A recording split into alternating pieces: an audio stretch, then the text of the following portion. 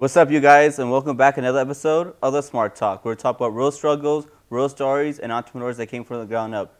Today, I got my boy Nicco Tapia in the building. What's up, Yes, everybody? sir. Shit, what's up, big dog? I appreciate you coming on here, bro. Yeah, thank you for having me. I got you, bro. I know you're a big time boxer in New Mexico, and I want people of New Mexico and Albuquerque to hear your story, bro. So tell me a little more about yourself, man. I'm Nicco Tapia. I was an amateur boxer making my pro debut August 23rd. Just really focused kid, trying to make it in the boxing game. Yeah, tell me a little more about yourself whenever you were growing up. What kind of person you are. Growing up, I say I don't really remember a lot. There was a lot of deaths in our family. I don't really remember a lot of my childhood.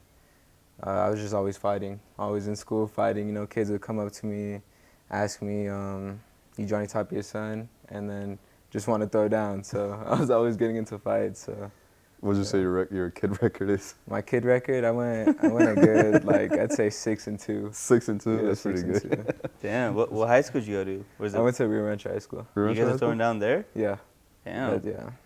Damn. that's crazy. So when you're growing up, right? I know you have your older brother. Was he really good influencing you and try to get you out of trouble, or were you a troublemaker when you were a kid? You sound like you were a troublemaker. No, I wasn't really a troublemaker. Maybe in school, but around the family, I was a good kid.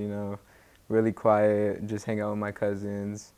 Me and my brother, we had a little phase. We'd get into trouble together, and but other than that, he'd help influence me to stay out of trouble. Mm-hmm. So what made you get into boxing?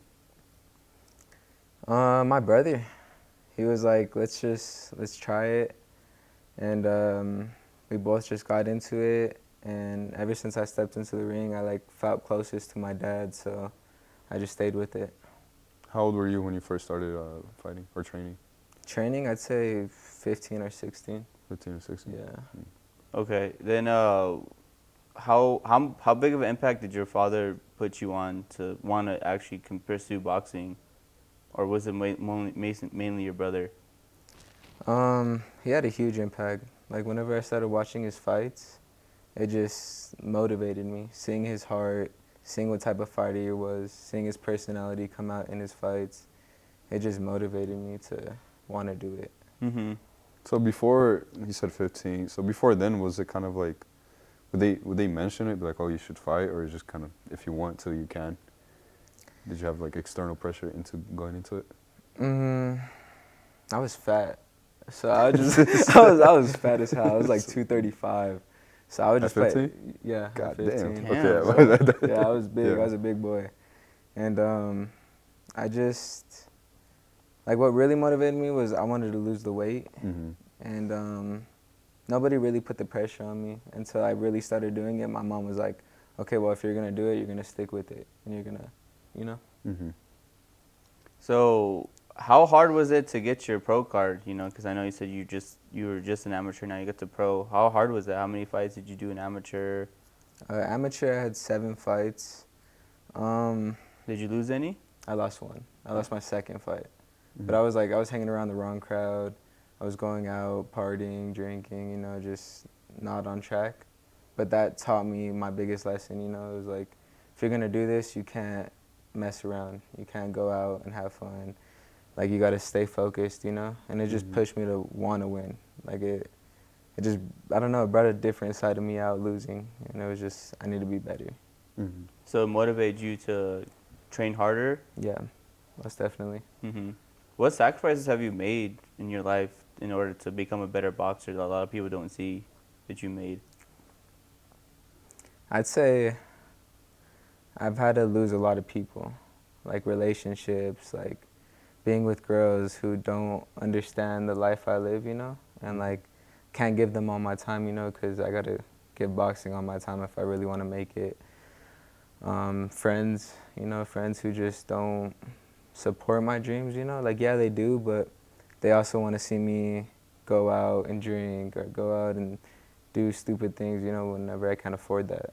Mm-hmm. So I've had to lose a lot of friendships, a lot of relationships, and just, it's a lonely sport, Do you So you said you won your first fight, right? And you said Yeah. you lost your second.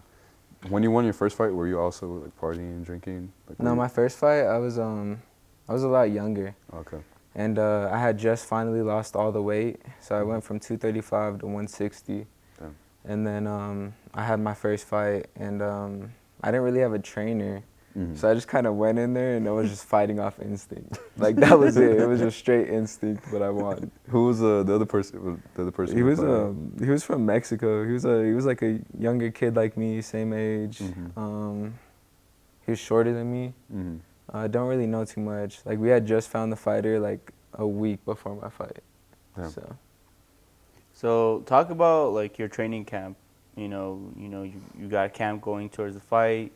How hard are you prepping? What are you doing? Walk me through a day-to-day training of Nicco Tapia.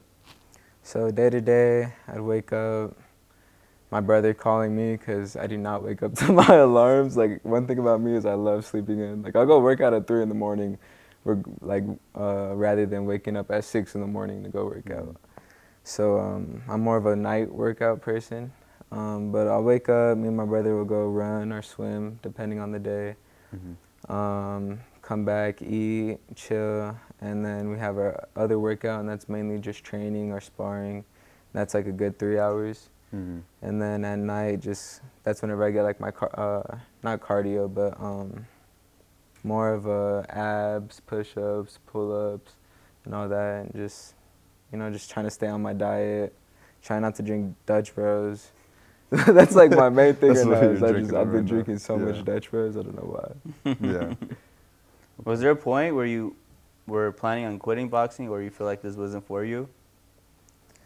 I'd say whenever I get close to a fight, I start to doubt myself. Mhm. Like I put in all the work, I do everything right. I take it serious whenever I'm in camp because I don't want to lose. Like, and if I do, it's like I don't want there to be any excuse on why I lost. Like I know I put in everything I did. Put in all the work I could. But I'd say before a fight, I start to really down myself, and like it gets hard to sleep. Just thinking about the fight. But Is it that because was you're scared to lose, or yeah, I'd say so, and also just it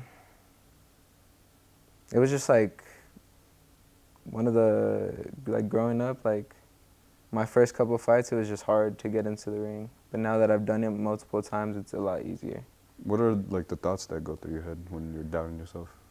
The thoughts are just Is it like is it mostly about the opponent or yourself? myself. It's Yourself? just like I feel like I have two different versions of me. Like there's a Mhm. version of me who motivates me and who knows I can do it, who believes in myself, who pushes me, and then there's a version of me who's just like, you can't do it.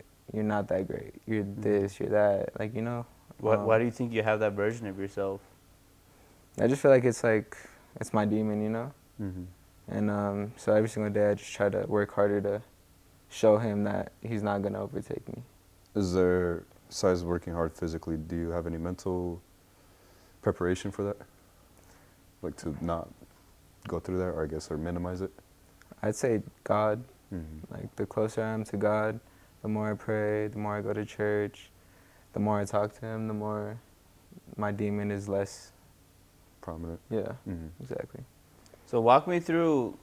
It's fight night. It's you're about to walk into the ring. You're in your little cubby. You're about to walk out into the arena. Walk me through your headspace and how you're feeling, the adrenaline rush, all that.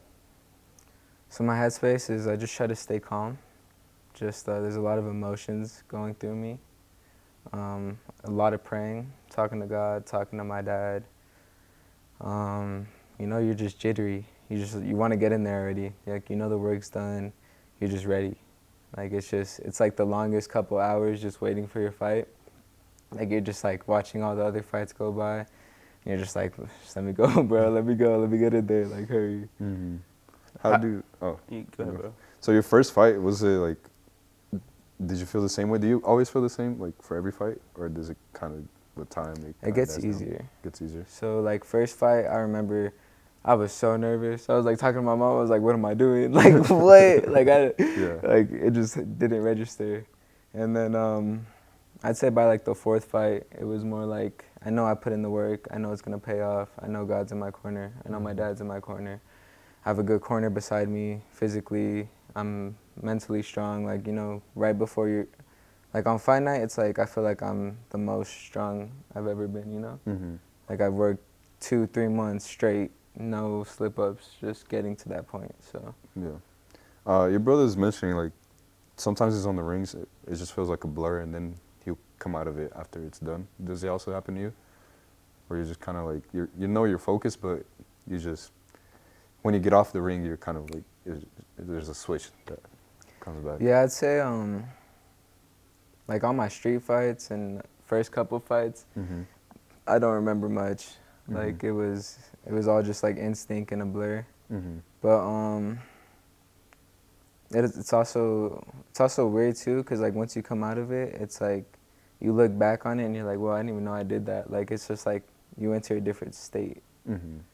But I try to be focused throughout the whole fight, you know, cause like whenever I get like that, it's like whenever I'm mad. Like say that dude hits me hard, I'm like it just switches on. So I try to control the switch. Okay. Yeah, that's what I was gonna ask you. Like, how do you keep yourself calm? Like, if you get hit really hard, what goes through your mind at that moment? I'm trying to hit him like back 3 times harder, Yeah. like with multiple shots. Mm-hmm. But I just try to control it and like set up what I know I need to set up. But Mhm. also learn like, okay, if I throw this punch, I know that that's gonna come. So now I need to like throw the punch, knowing that that punch is gonna come, slip that punch, and then come with 3 more that So- he's not expecting. How many moves ahead do you have to think? It's like chess. Says? Like it's like at first, like you start with your jab. You got to really feel the ring, see Mhm. what kind of fighter he is. Cause some fighters they just go out there and they just want to bang, Mhm. like they're just on you like that. So like, you need to adapt, learn. Like you know, but fighters like that though, it's easy to catch. Like once they come rushing in, it's like you just got to catch them with that too. Cause like they come in wild, so like their face is all open. So like a Mhm. 2 uppercut, easy. Mm. But it's just chess. Like, do you play chess? I've played a little bit of it. Yeah, like I learned chess. I and, play checkers, bro. You play checkers. It's just one. checkers Fuck is chess, fun. dog. Yeah, no, I learned how to play chess, and it's a lot like boxing. Mhm. Okay, and I'm thinking like, with time, or if you sparred against higher skilled opponents, do you see that where people come in like wide open, or just they're just there to bang? Like, do you see that less often? With the higher more skills? skilled opponents, it's Mhm. more patience. Mhm. It's less emotion, and it's more just like knowing what steps are next. Cause like say like with easy fighters, it's like okay, so you throw the jab, you know their jab's gonna come over yours, so you just gotta slip that and then come with the combo. Mhm. But with more skilled opponents, it's like you go to slip the jab and then another one comes, or like they're just already like steps ahead. Mhm. You know? So you're just trying to counter each other. Yeah, so it's just more of a chess game, Yeah. chess battle at that point. Does it become more mental then, instead of like Yeah, the I'd actual say. physical part Yeah, of boxing is a mental sport. it? Mhm. Like if you get in somebody's head, it's like they're already lost. So I know you have a love for the game and a love for boxing. What some cons do you have towards the sport, though?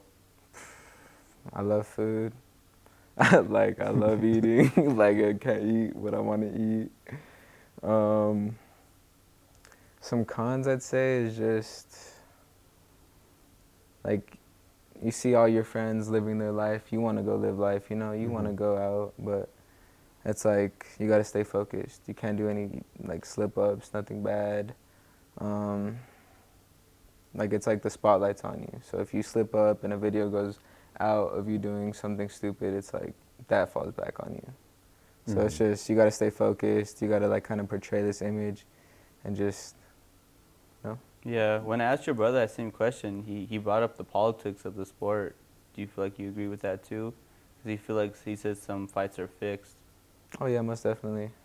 Yeah, like did you like? I don't want to like I don't know. I don't like talking about other people, you know. But like the Devin Haney thing with Ryan Garcia, how he got rid of that that one loss. Like I don't know.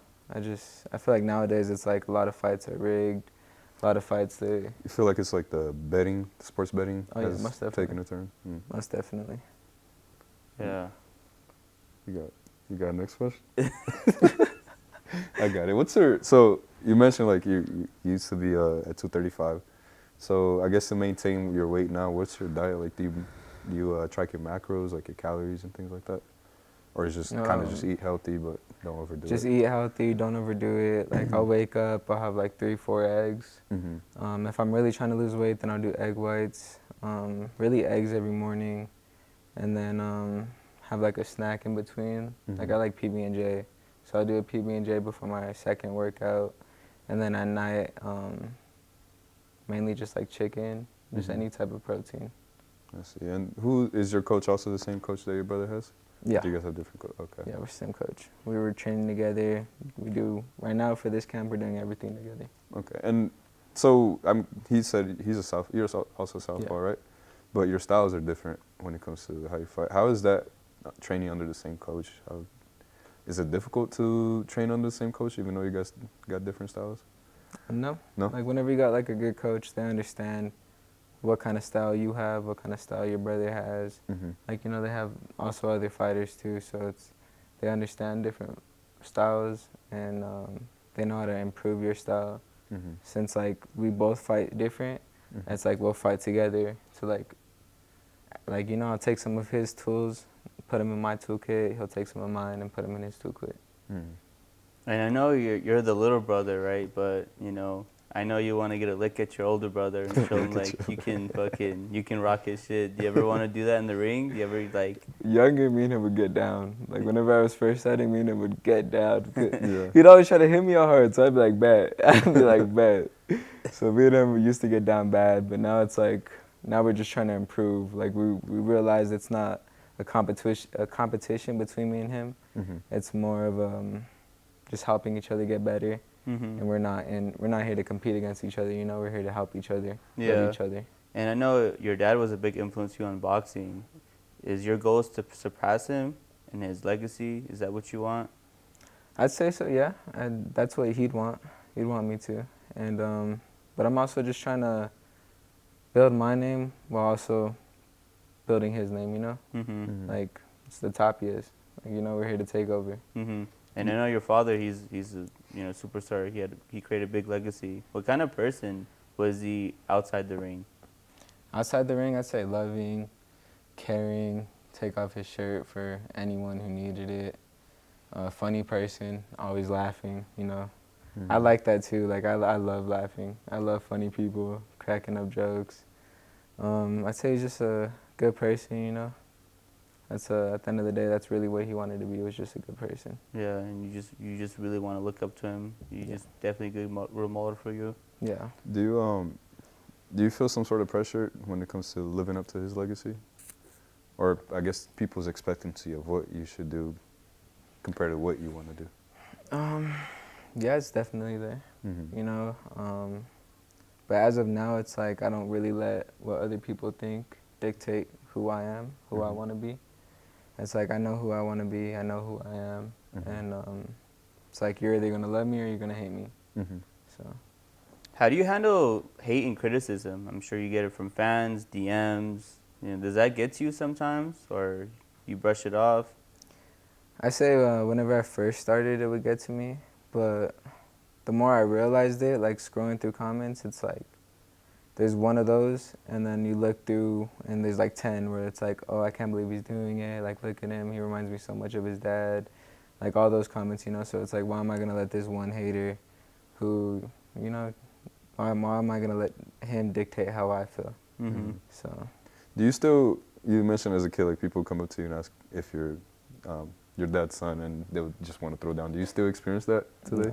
No? No. Okay, that's good. Because I feel like back then I was just like a little short, fat kid. So they'd want to throw They down. just try to pick on you. But now it's like, Yeah. like I don't really get tested whenever I go out. Yeah. So do you currently work right now? Work? Right now I'm working on a clothing brand. So I'm Mhm. working on my dad's clothing brand. I'm getting that up and running. I had just found a manufacturer. I'm pretty sure it's the one that just made those That made shirts. them Yeah. shirts. Okay. Exposed? Yeah, fully Mhm. exposed. Yeah. So talking to him, we're trying to get the first drop up and running, like made the website. Other than that, just I was working, but now that it's my pro debut, it's like this is where all my focus is just Mhm. the fight. Do you feel like there's a lot of pressure because you don't really have like a full-time job? You're just, putting all your eggs in one basket as far as making your boxing career blow up and making money off this? Yeah, it's hard. Like, just whenever you have no income coming in, you're trying to box. It's like boxing gear is not cheap.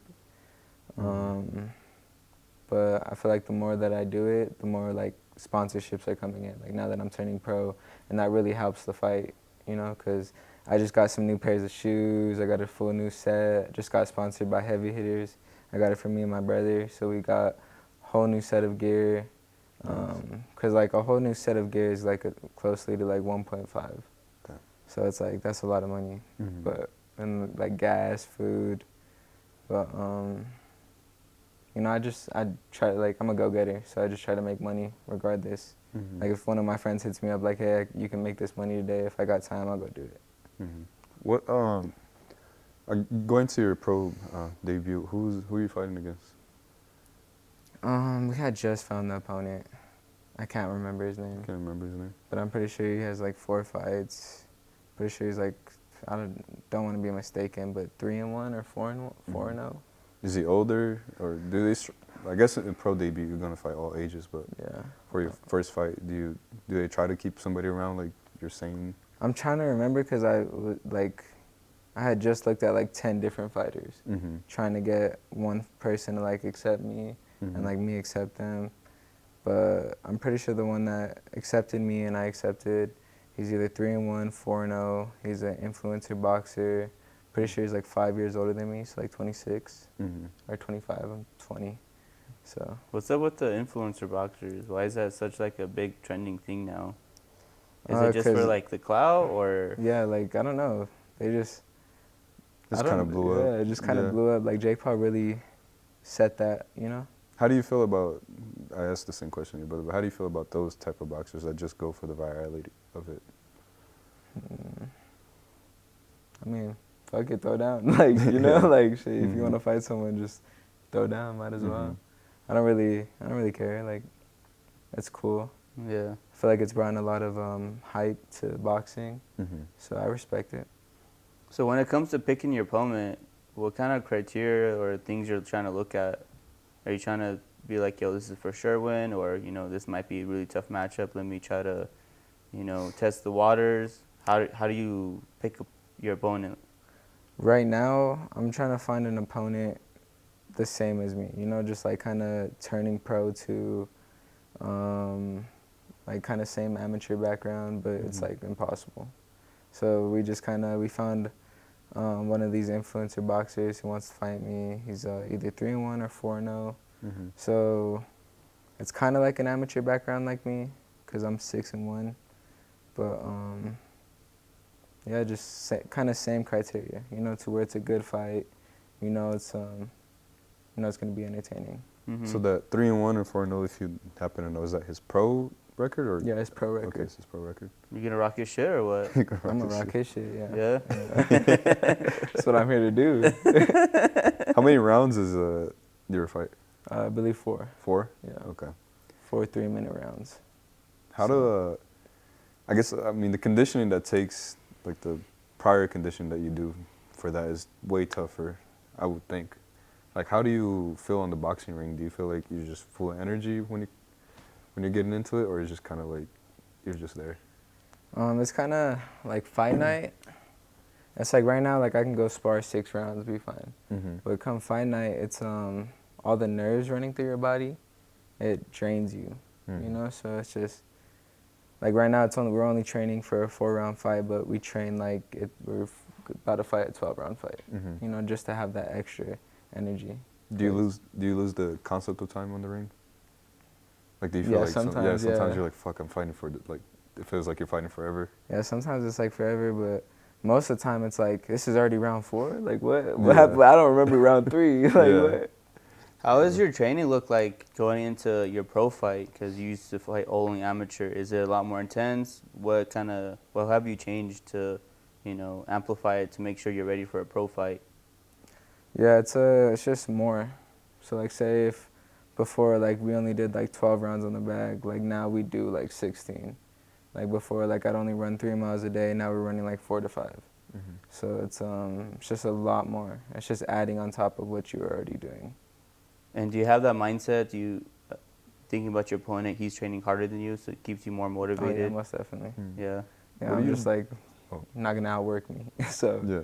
you know, What do you do for recovery when you're training that hard and with that much volume? I suck at recovery. Like, cause Yeah. I get home and I'll just be like, I just want to lay down, play the game, kick Mhm. it. But What are you supposed to do? what am I supposed to do? Like, Yeah. I'd say like a good recovery would be like, go like on the massage bed, stretch out. Like yeah, I do it, but like not every day. Like I'm not consistent with my recovery. Like I'd Mhm. make sure to do it at least twice a week. But like if I did it every day, I'd be a lot more efficient. I feel like Mhm. that's one of the areas I slack in. Mm-hmm. Anybody watching this podcast, you know, they're watching you, Nicco Tapia. What do you want them to take out of this podcast? If I can do it, you can do it. Just continue working hard. Do your best at anything you do, and just have fun doing it. Absolutely. Yeah, man. Well, I really appreciate you coming on here. You know, telling your story. And and one more time, your fight. When is it? Your fight? August 23rd. August August 23rd, 23rd. and it's where is that in AZ, right? Yeah, Arizona. Arizona. Chandler, Okay. Arizona. Yeah. What's the venue? I have no idea. You don't know yet? Like Okay. it had, because it was supposed to be in Cuba, New Mexico, but it had just gotten Right. switched to Okay. Arizona. So Okay. Yeah. So whenever we drop the video, make sure we tag your opponent. Make sure he sees this Tag shit your too. opponent. I bet, yeah, get him hyped up. Oh shit! But I appreciate you coming on here telling your story, man. You know, I wish you, your brother, the best, and you guys' boxing careers. I expect you guys to do big things. But you know, Mexico back on you guys' map. You know, live up to your father's shoes and stuff like that. So I appreciate you coming on here. Before we end today's podcast, I want to give a huge shout out to our two main sponsors. We got Hookah Kings, the top-rated hookah lounge in New Mexico, and Merino Media, quality content for your business and image. And I'll see you guys next time on the Smart Talk.